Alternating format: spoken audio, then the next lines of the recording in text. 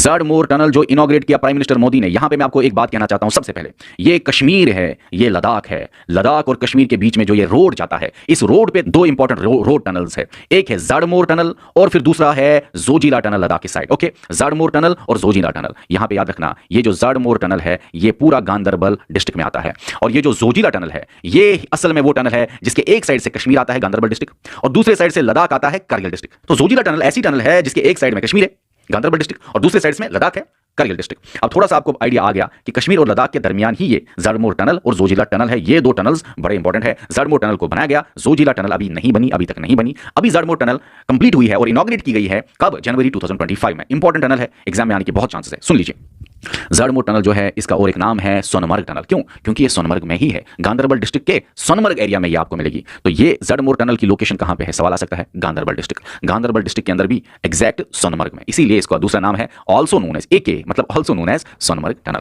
सोनमर्ग को meadow of gold बोलते हैं। बहुत बार आया है ये क्वेश्चन आपके एग्जाम में। अब सुनना, जो ये ज़ाडमोर टनल है इसकी लेंथ है 6.5 किलोमीटर और ये 2 लेन रोड टनल है। मतलब कि जो ये ज़ाडमोर टनल है, ये जो टनल है ये 2 लेन वाली टनल है। 2 लेन मतलब इस टनल में यहां पे एक साइड से यहां से गाड़ी जाती है, दूसरे साइड से यहां से गाड़ी जाती है। तो कहने का मतलब ये है ये 2 लेन टनल है। अब ये 2 लेन टनल है, इतना याद रखा। अब सुनो यहां पे थोड़ा जूम करके अब आपको कुछ समझाता हूं।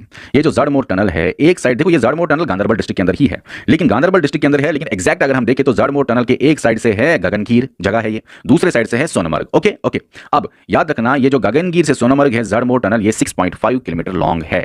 ये ज्यादातर टनल सोनमर्ग में ही पड़ती है, इसीलिए इसको सोनमर्ग टनल भी बोलते हैं। अब इंपॉर्टेंट कहना चाहता हूं आपको एक बात, ये सोनमर्ग टनल या ज़ाडमोर टनल जो है ये कौन से नेशनल हाईवे का पार्ट है? किस नेशनल हाईवे पे ये टनल पड़ती है? तो याद रखना, ये पार्ट है नेशनल हाईवे 1 की नई नंबरिंग के हिसाब से। अगर हम नई नंबरिंग देखें, अच्छा, नेशनल हाईवे 1 नई नंबरिंग के हिसाब से कहां पे पड़ता है? जम्मू एंड कश्मीर और लद्दाख को ये कनेक्ट करता है। नेशनल हाईवे ना 1 नई नंबरिंग के हिसाब से। देखो बच्चा, 2010 में क्या हुआ? नेशनल हाईवे 1 बनाया गया। नेशनल हाईवे 1 न्यू मतलब न्यू नंबरिंग बनाया गया। किस किस को जोड़ के? ओल्ड नेशनल हाईवे 1A और ओल्ड नेशनल हाईवे 1D, इन दो को जोड़ के बनाया गया नेशनल हाईवे 1।